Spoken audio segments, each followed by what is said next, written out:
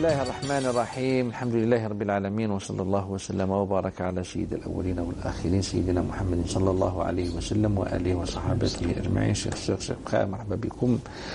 Merci d'être fidèle à votre émission Avis religieux. Merci au Dr Boualem Douhri qui est là pour répondre à vos questions. Toujours, c'est Ramadan, pour tout le monde et les questions sont dans sa quasi-totalité portent sur le jeûne. Nous commençons, Dr Douhri, cette émission, nous la consacrons pour répondre aux questions qui nous sont parvenues par voie email et sont trop nombreuses. Donc, nous nous excusons auprès de nos chers téléspectateurs de ne pas ouvrir une ligne téléphonique exceptionnellement pour cette émission. C'est ce numéro. Docteur, la première question, s'il vous plaît, manger avec oubli pendant le jeûne du mois du Ramadan, est-ce qu'il annule le jeûne? Est-ce qu'on doit rembourser ou pas? Bismillah, wassalatu wassalamu ala rasulillah. Chers frères et sœurs, salam alaikum wa rahmatullahi ta'ala wa barakatuh. Qu'Allah accepte toutes vos œuvres nobles. Concernant le fait de manger par oubli pendant le mois du Ramadan, bien sûr qu'il invalide le jeûne. Si on va dire il invalide le jeûne, ça veut dire on doit rembourser après le mois de Ramadan. Dans notre école juridique malikite, bien qu'il y ait ce hadith-là du prophète sallallahu alayhi wa sallam où il a parlé sur ce sujet, c'est-à-dire manger par oubli, ça veut dire qu'Allah subhanahu wa ta'ala vous a donné en quelque sorte un bienfait de sa part. Innama at'amahu Allahu wa saqah. Voilà. L'imam Malik l'a en quelque sorte l'a interprété, il l'a orienté, voilà, il a orienté ce texte-là pour dire qu'il concerne celui qui jeûne un jeûne surérogatoire, c'est-à-dire non pas le jeûne obligatoire, le Ramadan, ou même pas, c'est-à-dire celui qui rembourse, c'est-à-dire quelqu'un qui rembourse même pendant une journée comme ça, il rembourse une journée qui n'a pas jeûné pendant le mois de Ramadan. S'il mange par oubli, il continue à observer le jeûne jusqu'au Maghreb, jusqu'à la prière du Maghreb, mais il doit refaire. Si ça concerne aussi bien sûr le mois de Ramadan, on doit observer le jeûne jusqu'à la fin de la journée et puis rembourser après le mois de Ramadan. Le hadith, ça concerne celui qui fait un jeûne surérogatoire, siyam nafila. Là, il n'a pas remboursé. Mais voilà. Il faut préciser, lorsque je mange pendant le mois du Ramadan, c'est-à-dire par oubli. Par oubli, pendant le jeûne obligatoire. Oui. Je dois après je dois pas manger ou boire. C'est ça. Je dois m'abstenir. Même que je sais bien que je vais rembourser, voilà, rembourser cette journée. La seconde où je vais me persuader en quelque sorte que j'ai fait cette erreur, je dois m'abstenir. C'est-à-dire je dois continuer mon jeûne. La sacralité du jour. Parce que celui qui va manger après, avec cette intention-là, voilà, ce n'est plus par oubli. Là, il transgresse la sacralité de ce mois. Bien sûr, il sera demandé de faire une kafara plus, bien sûr, le remboursement de cette journée-là. L'expiation. L'expiation plus le remboursement. Vous posez maladie salam alaikum, saharamdakum, bisaha wal hana. Ma question à vous poser sur ma maladie d'hypertension suivie par mon médecin traitant qui m'a dit de ne pas faire le Ramadan à cause de mon rein. Oui. Donc moi je suis en train de le faire comme tous les Ramadans passés. Par contre, je voudrais avoir votre avis est-ce que je peux continuer le ramadan ou non? Salam et mes salutations. Donc, du moment que votre médecin vous a interdit de faire le jeûne, là, normalement, vous êtes dans l'obligation de lui obéir. Allah Azza wa Jalla nous dit, voilà, Allah Azza wa Jalla nous dit, fas'al bihi khabira, dans un autre verset, il dit, fas'alu ahl al-dhikri, in kuntum la ta'lamun. Ahl al-dhikr, ça diffère d'une spécialité à une autre, bien sûr. Ahl al-dhikr, dans la médecine, c'est votre médecin traitant. Voilà, celui qui connaît en quelque sorte votre maladie, il a tous les diagnostics par rapport à votre parcours de santé, etc. Ce n'est plus un autre médecin, mais on va dire votre médecin traitant. C'est celui qui vous connaît le mieux. Là, il fallait lui obéir. Et Allah Azza wa Jalla nous dit وَلَا يُنْبِئُكَ مِثْلُ خَبِيرٍ. C'est-à-dire, personne ne vous donnera la bonne information que celui qui est expert en matière. Et celui qui est expert en matière, c'est votre médecin traitant. Là, on va vous dire, non, rompez votre jeûne et mangez et ne faites pas, Inch'Allah, le carême, car vous avez en quelque sorte cette excuse valable et vous êtes malade. Et peut-être il y aura peut-être des complications par rapport à votre jeûne, et Allah Azza wa Jalla nous dit وَلَا تُلْقُوا بِأَيْدِكُمْ إِلَى التَّهْلُكَةِ. C'est-à-dire ne cherchez pas à vous ramener du tort à soi par vous-même. Voilà, une nuisance à votre santé. etc. Bonjour, je souffre d'une bicytopénie. Je ne sais pas si c'est un terme. Allahu alam. C'est une défaillance de production de globules blancs et rouges. Ouais. Toute l'année, je ne suis pas remonté, qui veut dire en dessous du seuil.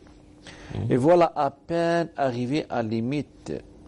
Je souhaite savoir si je peux faire le ramadan ou pas, sachant que le seul remède de la maladie, c'est une bonne nutrition, car il n'existe pas de traitement contre la maladie. Je vous remercie par avance.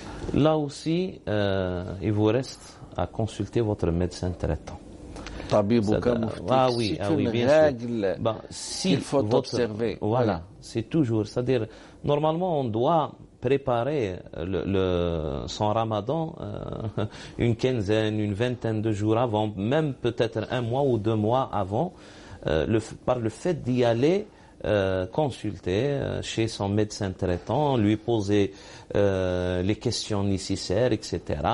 Avoir une petite conversation avec son médecin et prendre en quelque sorte des conseils. Peut-être que votre maladie, en quelque sorte, vous permet de faire le jeûne. Ça reste à votre médecin de le confirmer ou pas. Voilà. Une bonne nutrition, ça veut dire peut-être prendre quelques aliments, etc., qui vont rehausser en quelque sorte le taux de ces globules blancs ou globules rouges, etc. Ça reste au médecin de le dire, de le confirmer, etc. Mais si vous n'avez pas fait, parce que on a déjà du parcours dans c'est-à-dire on a fait un chemin dans ce ramadan, et la question nous est parvenue il y a quelques jours seulement. Si pendant les journées précédentes vous n'avez pas fait de jeûne par précaution en quelque sorte, vous avez eu peur pour votre santé, etc., on va vous dire n'ayez pas de soucis, Inch'Allah, parce que vous êtes considéré comme étant déjà malade. Ça veut dire que vous avez en quelque sorte cette excuse valable-là de ne pas jeûner, et vous allez, Inch'Allah, rembourser après le mois de Ramadan, après que vous allez être guéri, Inch'Allah, de cette maladie. Mais on vous dit, il vous reste au moins quelques jours pendant le mois de Ramadan, essayez d'avoir un rendez-vous avec votre médecin traitant, et s'il vous donne en quelque sorte permission de faire carême, bien sûr vous le faites avec les conseils qu'il va vous donner. Et justement, j'ouvre une parenthèse, Dr Djouhri, Oui, pour maître. tout ce qui nous pose une question liée aux jeunes par rapport à leur situation de santé, Voilà, problème de santé. oui, Demandez-le à votre médecin. voilà, le médecin Si traitant. lui, c'est son avis. Ouais. Ahna, Qui prime. Nos jurisconsultes, fuqahaouna, nos savants nous disent qaïda, une règle, Ouais. tabibuka muftik, votre Votre médecin ou votre mufti, Voilà. dans ce domaine-là. Oui, bien sûr. Oui, il faut le demander, ne pas laisser comme cela, la laisser des jours et des Voilà. jours. Mal khouf, je sais C'est pour pas, ça que dans j'ai le dit, hasard, normalement, dans le quelqu'un doute, non. qui est malade ou quelqu'un qui a un problème de santé, etc., il doit préparer son ramadan avant que le ramadan arrive. avec les bilans, avec, Voilà, avec c'est l'avis ça. du médecin, Voilà. etc. Oui. Bon, Hadi, collègue, j'aimerais savoir si fumer la cigarette électronique Oui. pendant le ramadan est prohibé, et dire une petite parenthèse au Chiqoul, sachant qu'il en existe sans présence de nicotine. Cigarette électronique. Bon. Bon. Les min nawazil, c'est-à-dire les choses en quelque sorte récentes.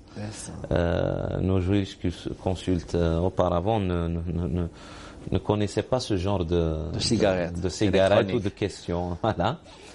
Bon, déjà pour la cigarette normale, tous les jurisconsultes aujourd'hui disent qu'elle annule le jeûne. Voilà, vu qu'il y a cette substance-là qui va devenir au sein, en quelque sorte, de notre corps, que ce soit dans les poumons ou même ailleurs, qui va devenir, c'est-à-dire qu'elle est gazeuse, mais elle va devenir liquide ou solide. Voilà.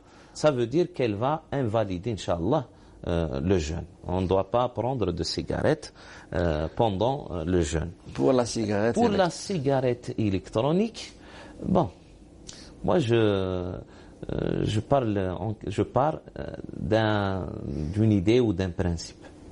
C'est-à-dire le sens, hein, du jeûne, les finalités, l'esprit du jeûne, etc. C'est de s'abstenir de ce qui est halal pour ne pas y aller vers ce qui est haram. Hein. Même le fait de manger ou de boire de l'eau, etc., on s'en prive. C'est un effort qu'on fait pour s'en débarrasser en quelque sorte déjà de mauvaises habitudes et puis en quelque sorte pour essayer je sais pas comment le dire, tadrib, hein, tadrib al-nafs. S'entraîner, barakallahu fik, pour avoir de l'endurance, sabr, pour ne pas y rapprocher de ce qui est illicite. C'est-à-dire, on fait en quelque sorte des efforts, hein, pour avoir cette endurance-là. C'est le mois de l'âme, pas du corps. Voilà. C'est pas voilà, barakallahu fik. Il faut prendre une distance entre nos convoitises, entre tout ce qui... Nos envies. Voilà. Oui. C'est-à-dire que ça va à l'encontre de l'esprit du jeûne, barakallahu fik. Même qu'il n'y ait pas une substance, etc., je sais pas quoi, mais quand même, ça va à l'encontre, en quelque sorte, de cet esprit-là dont on a parlé. Moi, je déconseille, voilà. Je dis pas qu'elle est invalide, mais je déconseille. Et reste aussi aux experts de nous dire est-ce que vraiment il y a ces cigarettes-là électroniques qui n'ont pas au moins une petite substance comme ça de nicotine. Qu'est-ce qui brûle? Je sais pas moi. Qu'est-ce qui brûle dedans? Allahu a'lam. Voilà. Bon. Je suis alors non, c'est pas que stafti nafsik walau aftak an-nas wa aftuk. Non, il y a plus que ça. Il y a le hadith du prophète sallallahu alayhi wa sallam qui est parmi les 40 hadiths qu'a choisi l'imam Nawawi d'être les grandes lignes de la tradition prophétique. C'est-à-dire il y a 40 hadiths qui sont les grandes lignes Si on connaît ces 40 hadiths-là, c'est-à-dire on a une connaissance générale, en quelque sorte, concernant la tradition du prophète. La tradition, je ne parle pas des petites particularités, mais c'est-à-dire les lignées, si vous voulez, les lignées de la pensée prophétique. Le prophète alayhi salatu wassalam nous a dit « Da' ma yuribuk ila ma la yuribuk » Toute chose dont tu as le doute, laisse-la de côté et cherche la chose dont tu n'as pas vraiment le doute. Et à chaque fois qu'il y ait un doute, il faut s'abstenir et ne pas s'en rapprocher. Voilà. Je suis un étudiant à Lyon et récemment j'ai éménagé sur Paris pour faire une nouvelle formation et j'ai trouvé un petit boulot pour payer mon loyer. Oui. Je livre de la pizza en scooter. Mais parfois des clients commandent du vin et je suis obligé de le prendre.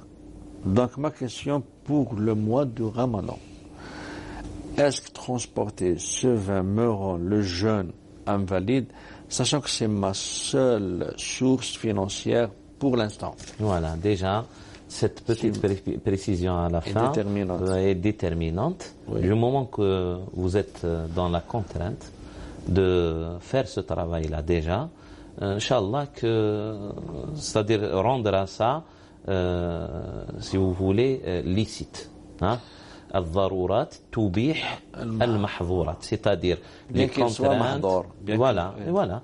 Le fait de transporter du vin est interdit. Oui, c'est interdit. Le prophète alayhi salatu wassalam nous a dit la'ana Allahu al-khamra wa sharibaha wa 'asiraha wa mu'tasiraha wa hamilaha wal mahmulata ilayhi, c'est-à-dire celui qui transporte aussi du vin et parmi ceux qu'Allah subhanahu wa ta'ala leur a c'est-à-dire donné malédiction, si vous voulez, hein. Alors le fait de transporter ça, de travailler dans du vin, ou etc., ça aussi c'est interdit. Mais si vous êtes dans l'obligation de faire ce travail-là pour payer votre foyer ou loyer, voilà, là l'illicite va devenir, Inch'Allah, licite, vu qu'il y ait cette contrainte. Et puis aussi, il y a une autre chose. C'est que si quelqu'un travaille dans ce qui est globalement, généralement, hein, à majorité halal, hein, livrer de la pizza c'est halal, d'accord? Et parfois il y a quelque chose d'illicite qui y rentre, hein? Là aussi nos jurisconsultes disent que qalilun min al-haram la yufsidu kathiran min al-halal, hein? En faisant en quelque sorte l'analogie, hein, avec un hadith du prophète sallallahu alayhi wa sallam, الماء إذا بلغ القلة أو القلتين لم يحمل الخبث. Ça veut dire, malgré qu'il y ait, bon, on va voir que l'eau des rivières, même l'eau de la mer, etc., il y en a bien sûr les égouts qui sont irrigués vers ces oueds-là, vers ces fleuves, vers la mer, etc. Mais est-ce que ça rend l'eau du fleuve impure? Non, parce que il y a une grande quantité d'eau qui est pure et puis une petite quantité comme ça qu'on va dire négligeable. Voilà. Et par cela, nos jurisconsultes aussi disent que lorsqu'il y a un travail où il y a par contrainte quelque chose qui rentre comme ça, qui est illicite, mais à majorité, 80%, je sais pas moi, 90%, 95% du travail est halal, hein, là aussi, on peut en quelque sorte négliger ce petit taux de haram. Et puis pour son ramadan, non, ça n'invalide pas le jeûne. Son souci, c'est bien le voilà, le premier souci, on lui a répondu. Docteur, il y en a les gens qui ont un problème respiratoire et qui sont obligés d'utiliser une pompe. Une pompe pour alléger le... Ça, c'est... Là aussi c'est permis, si cette pompe-là ne s'agit que d'un gaz, en quelque sorte, qui élargit c'est-à-dire قصيبات الهوائية, je sais pas comment le dire, voilà, les tubes respiratoires, je sais pas quoi. Si ça élargit ça par un gaz seulement, ça n'invalide pas le jeûne. Mais s'il y a une substance liquide qu'on sent comme ça au niveau de la gorge, là, ça invalide. Alors, il y a deux types de médicaments. Essayez de demander ça à votre pharmacien et il va vous l'expliquer, Inch'Allah. D'accord. Ma question, non. La question c'est, j'ai été opéré du cœur et je porte un défibrillateur. Oui. Pour éviter une tachycardie, alors c'est pas un mot scientifique, c'est trop technique. Je n'ai pas de traitement particulier, j'ai juste ce boîtier dans mon corps que je dois contrôler avec un boîtier du test. Je voulais avoir votre opinion sur le jeûne que je peux faire, mais à mes risques et périls, s'il fait. Il peut le faire, mais à des risques. Et je voulais savoir si je pouvais donner la fatra. Ah, ça c'est une autre question. À la mère de mon fils qui gagne pas beaucoup et qui est endettée. D'abord puisqu'il y a un danger. Puisqu'il y a un danger, menace. Allah subhanahu wa ta'ala, dans ces versets-là où il nous a prescrit le jeûne, si vous voulez, il dit شهر رمضان الذي أنزل فيه القرآن هدى للناس وبينات من الهدى والفرقان فمن شهد منكم الشهر فليصم ومن كان مريضا وعلى سفر فعدة من أيام أخر. Ça veut dire qu'il a cité le voyageur et le malade. Et puis Allah Azza wa Jalla a dit يريد الله بكم اليسر ولا يريد بكم العسر. C'est-à-dire Allah Azza wa Jalla vous veut la facilité, non pas la difficulté. C'est-à-dire, voilà, parce que quelqu'un de malade ou quelqu'un de voyageur, peut-être qu'il va tomber en quelque sorte dans la difficulté si on l'oblige à jeûner. Et il va tomber dans la difficulté. Il sera devant une difficulté. Oui. Et Allah Azza wa Jalla l'a allégé de cette difficulté-là. Du moment que vous avez une grave maladie, et vous êtes lié à cet appareil-là, et vous dites en quelque sorte que je risque en quelque sorte ma vie, je risque ma santé en faisant le jeûne, Allah Azza wa Jalla ne vous a jamais demandé de risquer sa vie, de risquer sa santé, rien que pour faire le jeûne. Vous avez une alternative à côté, c'est de vous acquitter de la fidya du moment que vous êtes malade. Mais vous remarquez, docteur, il n'a pas parlé de la vie du médecin. Oui. Il semble qu'il est si négligeable, la vie du médecin. Non. Justement, c'est la vie du médecin qui va vous... Est-ce qu'il y a un vrai risque? Le médecin qui... Voilà. Non, mais là, en quelque sorte, il est convaincu qu'il prend un risque.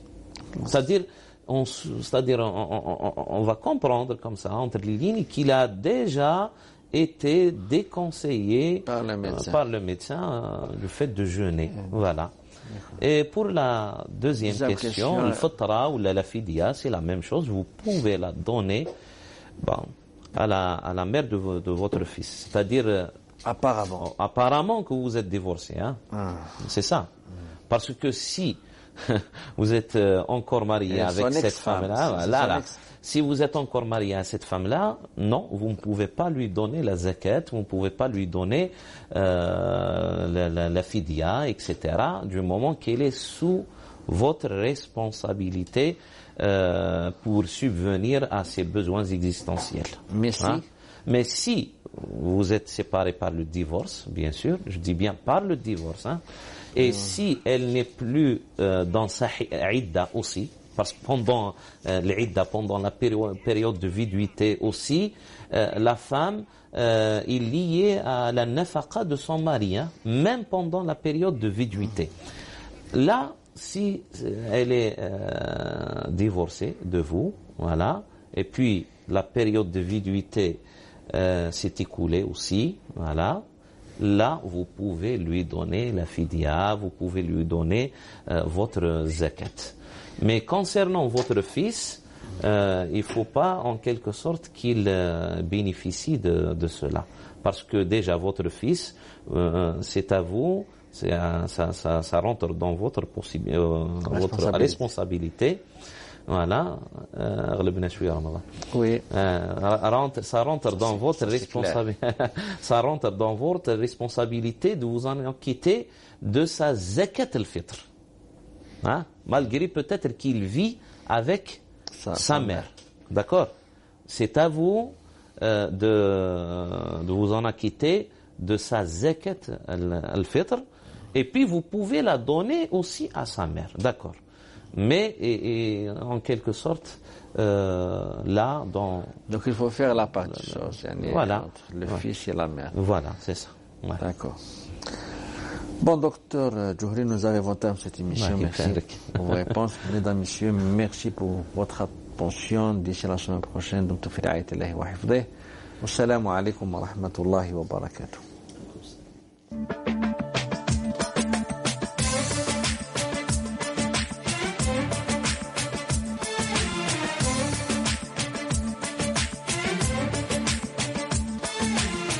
يا رب العالمين الله الله صل على طه الأمين الله الله في كل وقت